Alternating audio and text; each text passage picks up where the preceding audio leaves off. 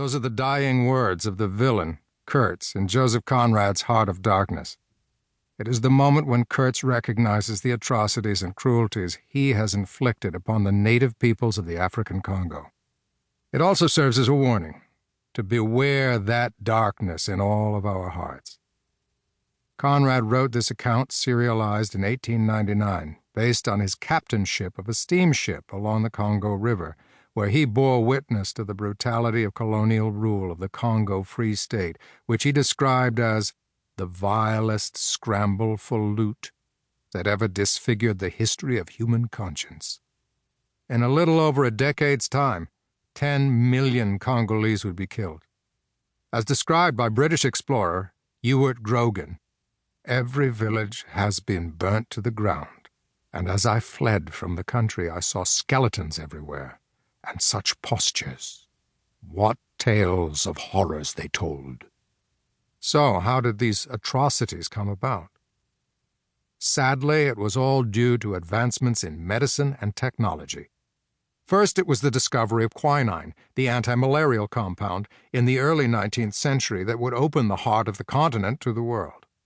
Portuguese and Arab slavers had already been raiding the Congo, but with a treatment for malaria, a great period of European colonization began. The French grabbed a northern swath of the Congo, while King Leopold II of Belgium secured 1 million square miles of the southern half, roughly a third the size of the continental United States, with cloth and trinket treaties. Next came the technology of the pneumatic tire, invented by the Scottish veterinarian John Boyd Dunlop. This set up a gold rush for sources of rubber, of which the vines of the Congo were a major source. It suddenly became exceedingly profitable to exploit and enslave the Congolese villagers. King Leopold set up stringent quotas for both rubber and ivory to be produced by each village. The price for any shortfalls was the loss of a hand. In a short period of time, human hands became a form of currency throughout the Congo Free State, along with severed ears, noses, genitalia, and even heads. In addition, Belgian officers carried out a pogrom of terror involving the crucifixion and hanging of men, women, and children. These atrocities would go unreported for over a decade, leading to the eventual slaughter and starvation of half the Congolese population. While Conrad's Heart of Darkness served as a literary vehicle to showcase these atrocities, it was actually the work of missionaries, specifically an American, a black Presbyterian Reverend William Henry Shepherd, who would expose the world to the true horrors suffered by the Congolese during his stint as a missionary in the region.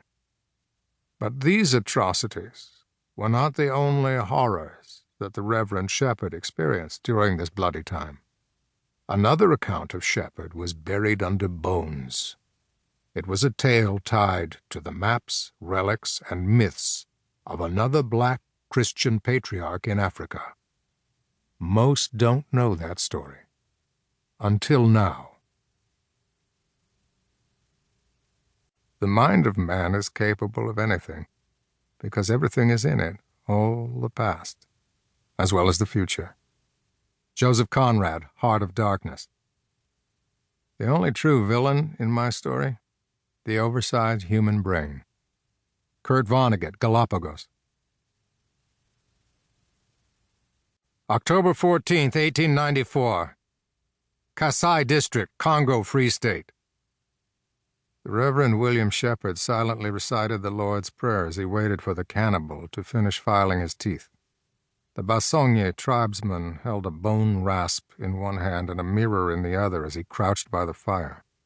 He sharpened an incisor to a finer point, smiled admiringly at his handiwork, then finally stood. The tribesman towered before Shepherd, standing nearly 7 feet tall. The cannibal was dapperly dressed in long pants, polished boots, and a buttoned shirt. He could easily be mistaken for a fellow classmate of Shepherd's at the Southern Presbyterian Theological Seminary for colored men in Tuscaloosa, from which the Reverend had graduated. Only, as was typical for the cannibal's tribe, the giant here had shaved his eyebrows and plucked his eyelashes, creating a frightening countenance, especially with his shark-toothed grin. Shepherd sweated in a white linen suit and tie.